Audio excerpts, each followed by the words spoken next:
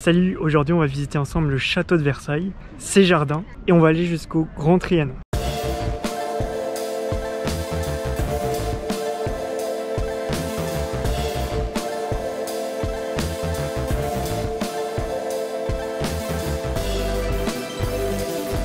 Salut! Alors là je viens d'arriver à la ville de Versailles, à la station Versailles Rive Droite. C'est environ à 1 heure de Paris Centre. Et puis là, j'en ai à peu près pour 15 minutes à pied jusqu'au château.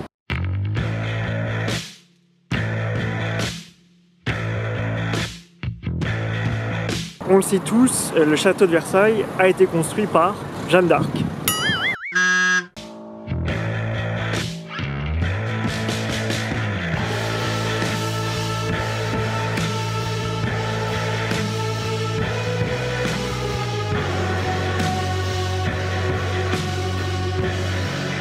Il n'y a pas de secret, hein. Faut une journée complète pour visiter le château de Versailles, voire 2 jours.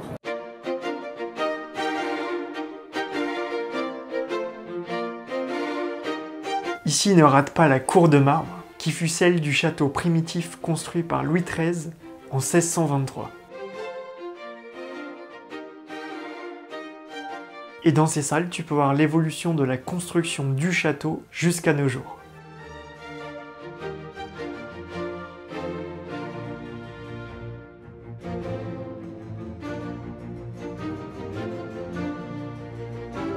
Au premier étage, on s'aventure dans le magnifique grand appartement du roi, au cœur du classicisme inspiré par la mythologie, composé de 7 salons aux différentes allégories. Le plus impressionnant est le salon d'Hercule, avec son plafond peint le plus grand d'Europe.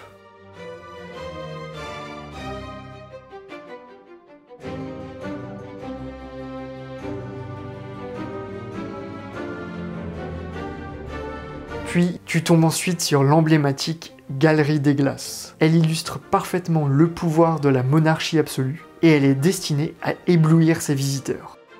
Avec ses 357 glaces. Et l'énorme plafond peint en partie par Charles Lebrun.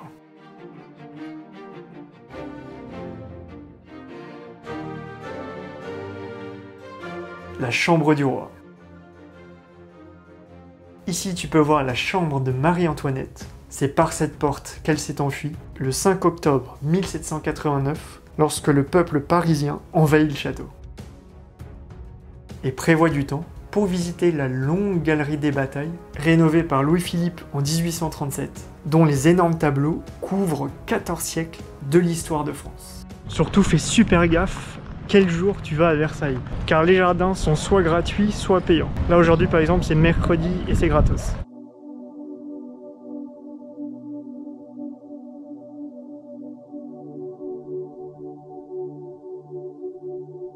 C'est bien aussi de se retrouver dans les jardins à l'heure du coucher du soleil, car à l'heure dorée, le château est magnifiquement éclairé.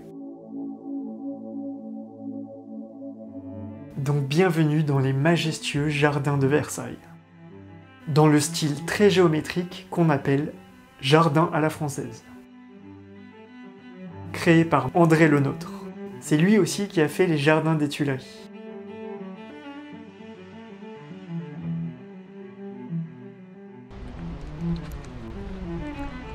Là tu peux voir une statue d'Hercule, donc quand tu te balades à Versailles, tu te croirais vraiment en pleine mythologie.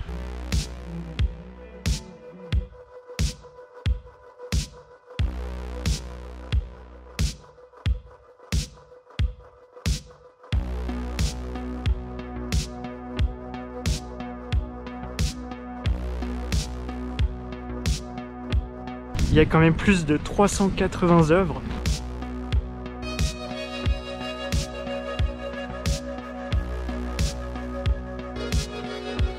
Pense bien à ramener à manger. Le domaine est immense et c'est assez compliqué de trouver quelque chose où grignoter.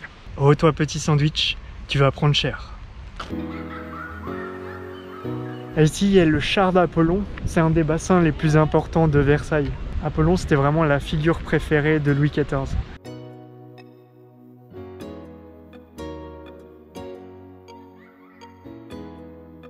Ce qui a coûté le plus cher à Versailles, ce n'est pas le château, mais il faut savoir qu'à l'époque où Versailles a été construit, faire toutes ces fontaines dans ce jardin, ça a été une vraie prouesse. Je te conseille vraiment d'y aller un jour où les fontaines fonctionnent. Samedi, dimanche, il y a ce qu'on appelle les grandes eaux musicales. Le mardi, vendredi, il y a les jardins musicaux. Et le samedi soir, tu as les grandes eaux nocturnes. C'est un peu compliqué, mais on s'y retrouve.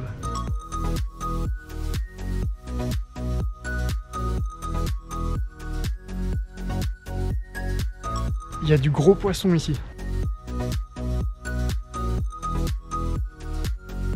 Le grand bassin de Neptune.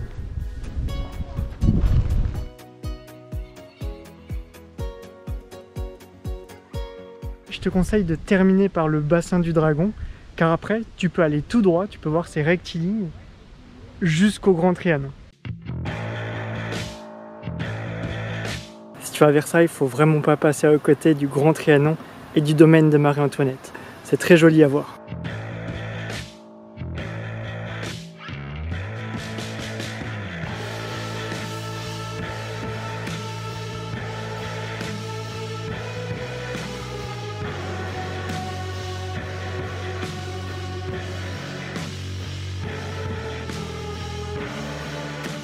Et c'est dingue parce qu'il y a beaucoup moins de visiteurs qu'à Versailles, donc c'est très agréable. Regarde derrière moi, il y a quasiment personne. Il a été construit par l'architecte Louis Levaux sur la demande de Louis XIV, lorsqu'il souhaitait s'éloigner de la cour. Le domaine a subi de nombreuses dégradations pendant la Révolution française. C'est Napoléon Bonaparte qui initie sa restauration. D'ailleurs, il y séjourne quelque temps. Et l'aménagement intérieur, les mobiliers datent de cette époque.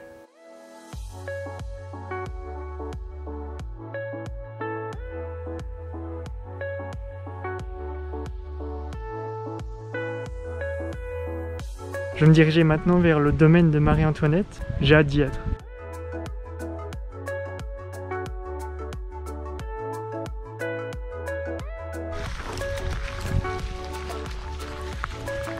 J'aime bien celui-là qu'on appelle le pavillon frais.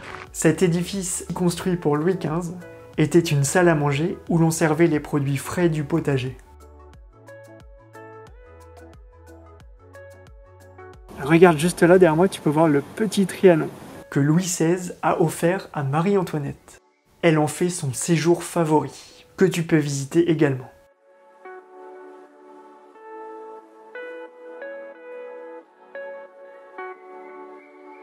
Le Temple de l'Amour, magnifique rotonde à l'antique avec belvédère, dans le jardin à l'anglaise imaginé par Marie-Antoinette. Ça c'est du sentier.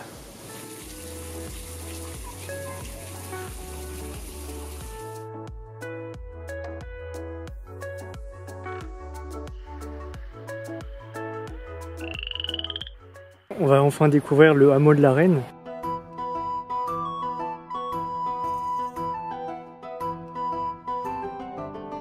Ce hameau est construit autour d'un étang artificiel. C'est un faux village inspiré du style normand et il possède 12 chaumières, dont un moulin, une ferme, et aucun détail n'y a été oublié.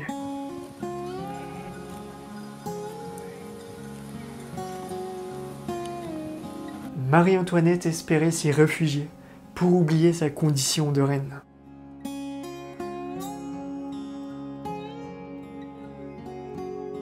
Un petit point négatif, c'est que c'est assez dur de se repérer, il n'y a aucun panneau.